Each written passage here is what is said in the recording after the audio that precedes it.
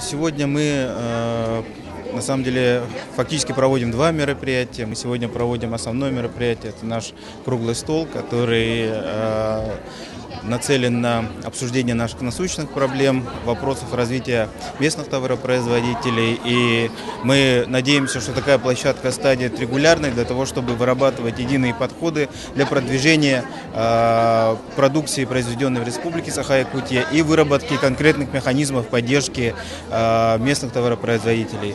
Но очень важно понимать, что в настоящее время в Республике уже предприятия выросли и готовы поставлять качественный, хороший товар не только на внутренний рынок Республики Саха-Якутия, но и на внешние рынки. Но для этого, конечно, необходимо еще с нашей стороны, со стороны государства, выработка подходов оказания государственной помощи. И поскольку Министерство экономики Республики Саха-Якутия является координирующим органом по регулированию торговой деятельности и продвижению в целом наших товаропроизводителей, мы решили провести этот круглый стол.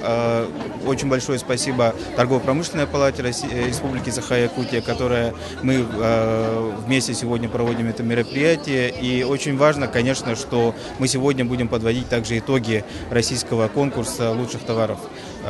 Со стороны Республики Саха-Якутия были представлены заявки. У нас 6 лауреатов, 7 компаний стали дипломантами этого большого, хорошего конкурса. Очень отрадно, что наши компании могут сегодня быть в числе лучших в Российской Федерации. Планомерно мы к этому шли. В этом году приняли участие в этом конкурсе. И вот сегодня у нас такой праздничный день. Вручили нам номинацию «Лучший товар Якутии» в сфере сувенирного бизнеса. Вот, в том числе изделия из бивня «Мама». Не только из бивня, но и из дорогих сортов дерева, из бронзы, из серебра. Можно делать из хромдиоксида якутского. Вот. Разные по сложности изделия делаем. Нашу продукцию можно посмотреть у нас в офисе, в бизнес-инкубаторе, либо посмотреть у нас в Инстаграме, в группе. И в скором будущем уже в конце года мы сделаем англоязычный сайт, и русский язык тоже там, конечно, будет. Можете все наши изделия там просмотреть.